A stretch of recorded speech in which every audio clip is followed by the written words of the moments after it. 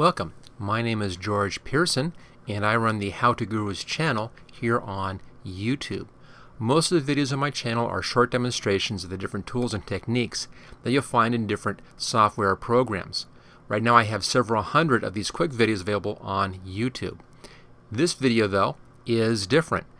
This is one in a series of longer project demonstrations that I'm doing that show you how to complete complex projects from start to finish, such as changing this background or adding in these swirls or changing hair color.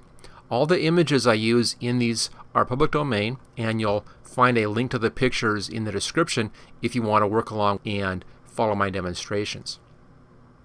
Okay, let's go ahead and move into the project. In this special photographic projects for Photoshop training disk, we'll be removing a background and replacing it with a new background. This is the finished piece in here. Let's just hide that. There's the original image. Now this picture is a public domain image that I got off the internet, and you'll find a link to this in the materials section if you want to download the image to use it yourself. So we'll be replacing or cleaning out this background and replacing that with a new background. Now the way you do this, in this instance the tool we'll be using primarily is the quick selection tool right there. It's over underneath the magic wand tool. I'm looking at this in Photoshop CS6, but the technique here will work with any version of Photoshop that happens to have the quick selection tool. Now we may use other tools in here depending upon what we're doing. You know, I may come and do a little bit of cleanup with some of the Lasso tools, for instance. The basic idea though is to create a picture where we've cut out the background and leave a hole in there, and then put another picture in behind that hole. You can see it over here if I open up this area. So we have our background picture there. Here is the picture in behind, just like that. Notice it's not long enough, doesn't matter, as long as there is enough in here to fill the hole that we have missing. So there we go. And behind that there's just a black layer. You can kind of see it there. I use black frequently, or sometimes white, just to help refine the edge of my selections as I'm making the selections. Notice they're not perfect along these edges. It doesn't necessarily have to be depending upon what it is that you're looking at. So there we go. Notice also the cockpit in here. You can see through that cockpit. And that's an additional little bit of a selection. I just simply made a selection in that area and then brought down the transparency, adding a little bit of bleed through in that cockpit area so you can kind of see through the cockpit. That it just adds a nice little finishing touch on that. Otherwise it's a light blue cockpit as we have down there. Okay, let's go ahead and take a look at this. Now the file that I'm using here, the actual image is a JPEG file, and it's called airshowairplanes.jpg, and again there's a link to that so you can download that in the materials section. So taking a look at this image, let's just make a backup copy of this. I'll pull that down to our new layer button here, make a new layer copy just like that. There we go, and I'll hide that background. I always do that just as a safety so that I don't lose my original.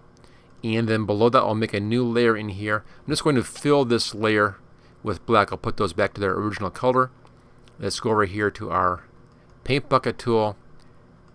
I'll just click in there, and that fills that layer with black. That just gives me some black area again as reference when I'm coming in here and making my cuts. I can already see that cut. You can choose any color you want to. You can use bright red, whatever you feel like to make it easy to see.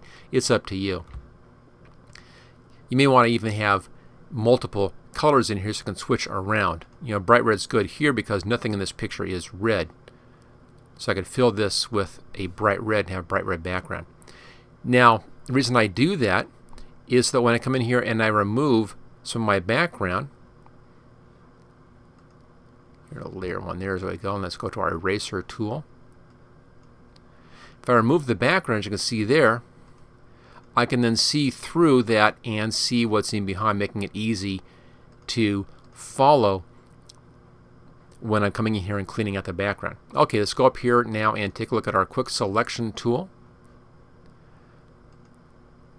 Click into an area, and this is going to come in and then try to remove things that match that color that you're selecting. I just did a little pull in there and it grabbed all of those colors. Do another one over here, just a little pull, and it kind of expands that. And a little more over there. It does a pretty good job, as you can see in here, to come in and actually clean out that area. Let's just zoom in and take a look at the edge on this. There we go. Actually, looking at that, you can see that this picture, somebody has changed that background before. It wasn't me. This is how I got it off the internet. And they didn't do a very good job. There's a little bit of JPEG artifacts in there, and you can see here where that's been put a new background in the back in there. Now, using my technique, this has made a pretty good selection, but it's missed this part of the canopy. So we need to fix that. It's pretty good along there. I'm happy with that. It's fine in here. Looks pretty good along that edge. Did a good job there. Again, you can see the JPEG artifact right in here. And then it's clean up there. So obviously somebody else has replaced that background in the past. Okay, we're looking good here. We're looking good up along the edge of the propeller, except for the top. We missed the top. I'll have to fix that. And coming down, so I'm just checking the mask in here to see how well we've done. Looks pretty good. A little bit of an edge there may need to be adjusted. Again, a little bit off right there. And it's checked on here. Looking pretty good here. A little bit off right there. And a little bit there, and it's kind of missing this area here. I'm not going to worry about these areas. Okay, let's now take a look at those. We want to make this as clean of a selection as possible. So we'll first start off with these areas up here. I'll go over here to the Polygonal Lasso tool. You can use whatever tool you want, whatever you're comfortable with. You can even use the pen tool if you want to make your selections, but I'll also use the Polygonal Lasso tool. And I want to add to my selection. So we have our options up here. The first option here is making a new selection. This one adds to the selection. This subtracts from the selection. And this does an intersection. Actually, thinking this through, this is my selection out here. This is my selected area. So I want to remove that from my selection. So I'll use this tool. And with the Polygon tool, you click and then drag, or just click and move to a new spot. And it gives you lines between the points that you're clicking. So I can just come around here, just carefully click and reposition, and then come in and give myself my new areas. There's my top part. Then I'll just click down here a couple of times and back to the beginning, and that fixes that little bit of the selection. It's a little bit off right in there, went a little too wide. Just reverse my tool, and I'll try to come in just a little bit tighter here and then out like that. Okay, that looks good. Let's go back to our removal tool. Look at this side. Same thing over here. I'll come down here to the end of the propeller and just carefully come around and get that propeller come clear on the edge. And come around back to the beginning again. There it is. Gives me that bit. Okay, let's come down to the cockpit that we had some problem on. Now again, this is my selection in here. This is out of the selection. I want to remove some stuff from my selection. So again, we're using the remove right there. And I'll come here to the top of the cockpit. A little hard to see the cockpit here, so I'm just going to eyeball down about where I know it should be. I'll leave that antenna off and then click around outside, come back to my starting point and remove that. Now I'll get this little bit here and that little bit as separate pieces. Same technique, just using the Polygonal Lasso tool for that. And then again up here,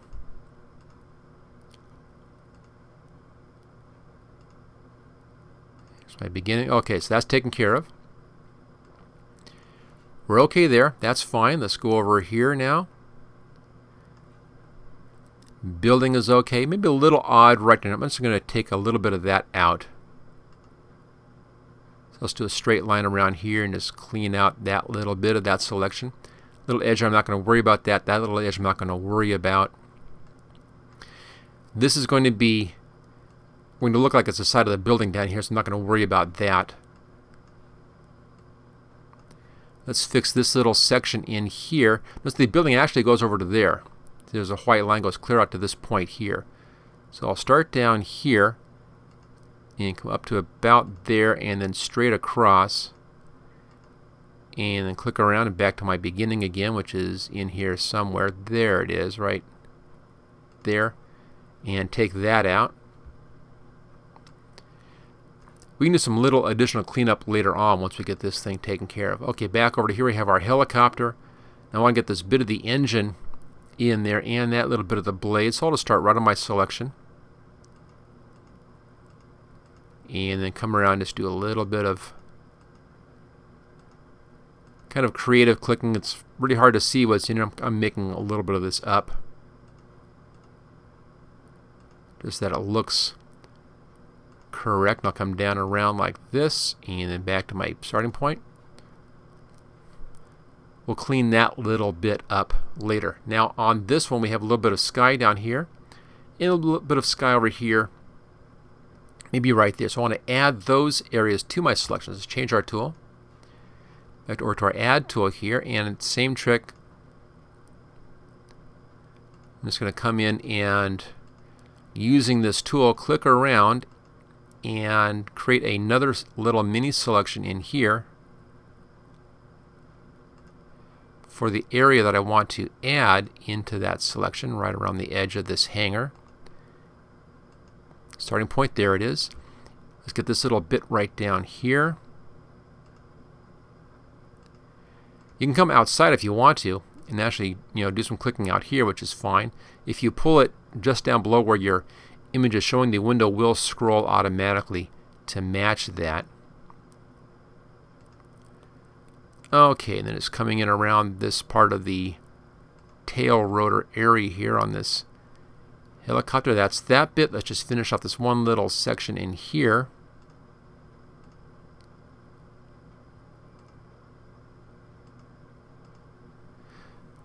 There we go. So we now have our selection, and it's pretty clean. Again, that's not going to be a problem down there. Let's zoom out a little bit and see how we look. Now we took some time making the selection, fixing those ends, fixing the cockpit, fixing over here. So we want to save this selection in case we have to go back and use it again. So I'll click on Select, and let's come down to Save Selection. Let's call it Sky and choose OK. Now it saves that selection with a file, so if I open this file up again later on, I can get back to that selection. Now all we need to do is hit the delete key and delete this out. There we go. Notice now that we're seeing that red in behind, so I can see how that selection worked. Let's just unselect that, deselect, and it looks pretty clean. At this point you may want to come in and do a careful examination of the edges and see if you want to come in and erase anything up. I think we're fine on this. That looks pretty good. Okay, we're now ready for a test. I'll just go up here. There's my background image. I'll make a copy of that. That's the copy here. I'll pull that down, put it in behind my plane. There we go, in behind the airplane. Looks pretty good. Let me just hide this finished folder against. There's the plane. I don't need those at the moment. Now at this point you could change your background image. Make sure you're on that layer. I could move that around until I get just the position I want. I could resize it a little bit maybe. It'll depend upon the resolution, of course, on your image, if you can resize or not too much. Now this is a little bit further in the background. There's a little bit softer focus, which actually works out okay for this image. So there's the background image. Nice clean selection on that. Let's just zoom that out so we're fit on screen. Looks good, looks natural. The last thing to do is to come in and adjust the cockpit area here so it works better. So let's go back to our layer 3 up here and we'll zoom in on this. A couple of ways of doing this. I either can come in here and do a selection here, make this a little more transparent, or if I want it to be real picky about this. I could cut this piece off, make a new layer from that, and then work with just that piece. Give me even more control. So I'm not going to go that crazy on this one. Let's just see if we can tone this down a little bit. I'll go back up here to our quick selection tool. Let's see how well we do. I'll click into here. A little drag like that. This should be pretty good. These are pretty small areas in here. And it's pretty distinctive color. I think we'll be okay on that.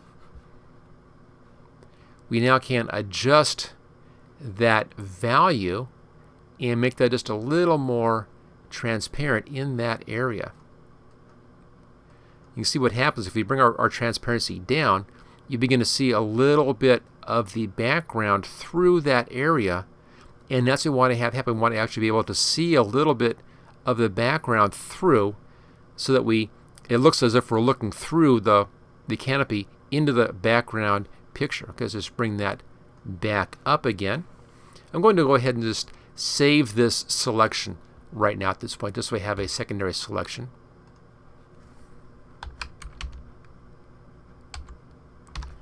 Call that one canopy. Now it's at this point that you may want to cut off that canopy and make a new layer with just the canopy, and then do that. That's because, as we saw there, the opacity adjustment adjusts the opacity for the whole layer, everything on that layer. So if I copied out just the window part of the canopy and left in the other parts of the canopy, I could then cut off the canopy in the picture in behind and change the opacity of just that window, making it really easy then to control that. So that's one approach. Probably the best approach to do it that way. I'm not going to take the time though in this demo. So again, I'd recommend, if you want to be real perfectly accurate, do that. Just cut the canopy out, make a selection of that so that you have just the window parts on its own layer in front of this layer, and then you cut the window part out on your image layer so you have just the frame left. You then can easily adjust the opacity on that new layer that has just the window on it. Now if you don't want to go to all that trouble, other way to do this is to simply erase that window a little bit to see through. You can do that with the eraser tool over here. Eraser tool. You should have a nice little size on that. Let's just bring the opacity down a bit here. So here's our opacity setting. I'll bring the flow setting down as well. Bring those down a bit. Then I can come in here and just kind of erase into the picture, into those selections, allowing a little bit of that background to show through. There we go. So it gives you that same effect. Let's just deselect that. Gives you that see-through effect without having to go to all the trouble of doing a new layer and all that other stuff. So there we go. That takes care of the canopy section. Now at this point you may want to go back and take a look at your edges, see if your edges look okay. Those look just fine. I think we're okay on that. Let's actually zoom this back out again. Let's fit on screen. And there it is. There's our new image. We can see, of course, the background around there on the helicopter motor looks just fine. Top of the roof looks good. Canopy transparency looks good in here. Edges of the blades look just fine. If you want to get real picky, of course, I could see there's a lot of blue in the sky up here. I might want to add some blue into this section down below here. You can do that if you want to be, extra credit on this. Just go ahead and, using your adjustment tools in here, you can adjust your color balance. There it is, midtones, or maybe just the highlights, and bring in a little bit more blue. It doesn't take much, just a touch on the midtones, little bit on the highlights, and midtones in there, a little bit of the blues, and just kind of edge the colors over a little more blue, again to match that. So there's a little bit too much magenta in here as well at this point. Maybe pull some magenta out. Just little tweaks to really blend those together. But as you can see, the whole real trick here with replacing the background, the whole trick really was that careful selection. The more careful your selection is, the better that replacement is going to be. Once that has been selected, I can put anything I want in that background. It doesn't matter. I can put red back there, put black back there. Notice the cockpit in here, how we have that transparency. You can see some of the black or some of the red through that cockpit by bringing that down with the eraser tool. So there it is. That's how you replace a bad background with a good background. Let me just show us that original. There we go. Really kind of a boring sky in here. And then we replace that boring sky with a much better, much more interesting background. I have a few questions about this technique that I'll go ahead and answer now. Now, the first one's about the eraser tool. Let me switch over to that tool here. There we go. And up in the sky there, notice that I have that crosshair in the middle of the eraser. That's the first question I have is, how do you get that crosshair in the middle of the eraser? Now, it's pretty easy to do. And also the size of that eraser tool. First off, the size of that circle. That relates to the size over here of the brush. If I go way up here on the brush size, notice how brush size gets larger, and I still have that kind of a plus sign in the middle of that. So the size of that relates to the size of the brush, and the plus sign shows me the exact center of that tool. You'll see the same layout on a lot of these tools. Here's the brush tool, for instance. Here's the magic eraser tool. It doesn't have a brush size since there's no brush used. Background eraser tool has a brush used. You can see that there's that circle again. So we have those different tools that have that circle and the plus sign. Now you get this from the preferences. Let me just pull the preferences up here. Edit. It's at the bottom of the screen, just off screen. There we go. Click on General. Give it a second to pull up. There it is. And then cursors right here. So preferences and cursors. And here are the painting options and other cursor options. I have mine set for precise, which gives me crosshairs on the other options. The standard is kind of the tool look like that. I prefer using the precise tool as opposed to the standard tool. Over on cursors, you have several options. You just get rid of that. You have the standard, which is the shape of the tool. It doesn't tell you much except for what tool you're using. Precise shows you a crosshair, nothing else. The normal brush tip, this is the one that I like to use, gives you a circle that's the size of the brush. And full brush gives you the size of the brush plus any fade out. So if you're doing a soft brush like this, this shows you clear to the edge of the softness. I find that a little bit confusing, so I normally use the normal brush tip. And then down here you can show the crosshair in the tip right there. So there's the crosshair in the tip. Or crosshair only when you're painting. I like having the crosshair when I'm not painting so that I can position it before I do my paint. So that's what I use, the normal brush tip, show crosshair in brush tip, and then the precise over here on other cursors. And that's where all that stuff comes from on the cursor. Okay, next one. Next question I have is, can you use the magnetic lasso tool to do this kind of background removal? Sure, you can use any tool that you want to remove the background. Let me just hide these. Go back to our original. There we go. Any tool you want to use to create that edge to get that selection is just fine. I just happen to choose for this particular image.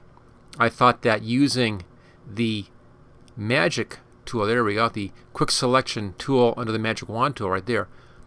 For me, this one is easy to use on this kind of background because the background is pretty consistent and it's different from everything else in the picture, making this tool easy to use to clean out this kind of background. So that's why I chose that one. But anything you like to use, the magic wand tool will work out just fine, magnetic wand rather, work out just fine. If I zoom in on this, you can see how this works. Now personally, I don't like the magnetic lasso tool that much.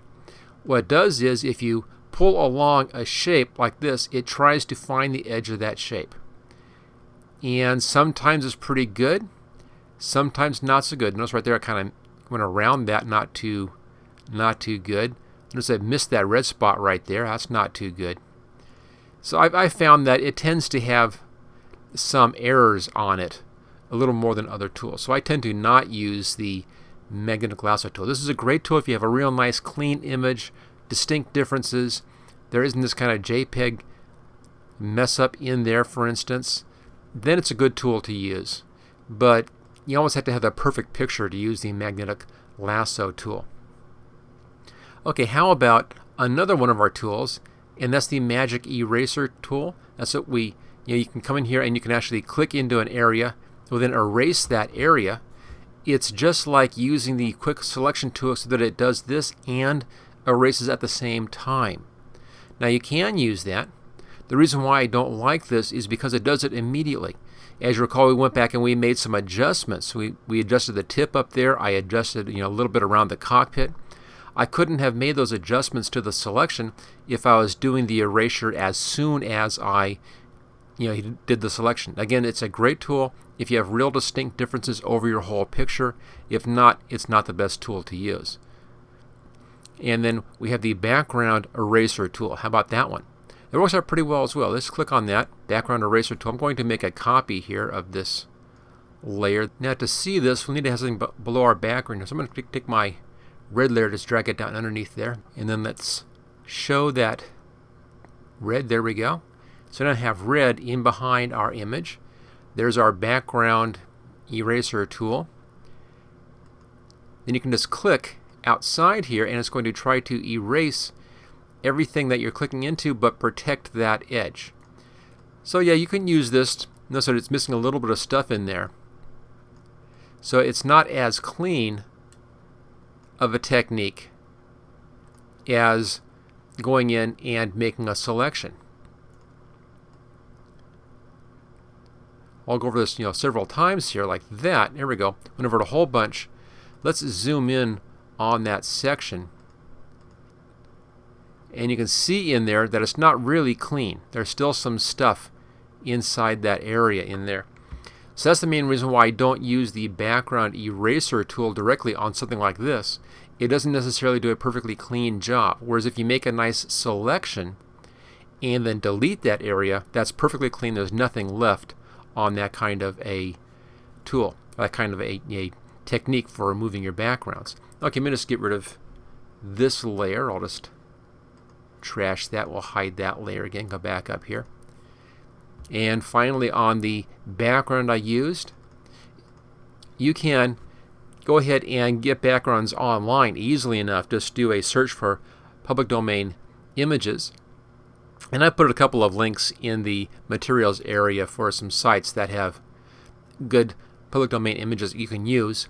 This one happens to be a shot that I took years and years and years ago. This was back with an Instamatic camera. That's why it's a little bit fuzzy, a little bit blurry. But in an old shot that I happen to have, I just put it on my scanner and scanned it. In here, it's actually the old paper print kind of a thing. But it seemed to fit right for this picture. I didn't mind it being a little bit soft focus. It made this look more in focus and seemed to lend itself well to the picture, so I went ahead and used that. But you can either take your own pictures, which is the preferable thing to do,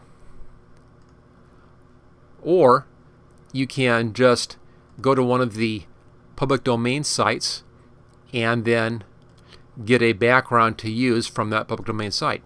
Or if you're working professionally, you probably want to go ahead and spend a little bit of money and get a really good picture for your background. And that kind of expense is not that much. If you're doing it for a job, then you can easily afford the cost of purchasing an image to use for your background image. But there you go. My backgrounds, I either take them myself, pictures that I've taken. I do a lot of photography, or I'll go ahead and I'll get something online from one of the public domain or Creative Commons image sites. For instance, the foreground picture here, this is from a Creative Commons site. Okay, so there you go, a few questions that were asked about this particular technique. Thank you for watching this special Photoshop photography project video. Don't forget to subscribe so that you will get first notice of new project videos in the future. Just click on this link right here where it says subscribe here. You can get all 12 project videos in this series, along with 26 special videos demonstrating the tools and techniques that I used in these projects by clicking on this link right down here. And then thank you again for watching this training video.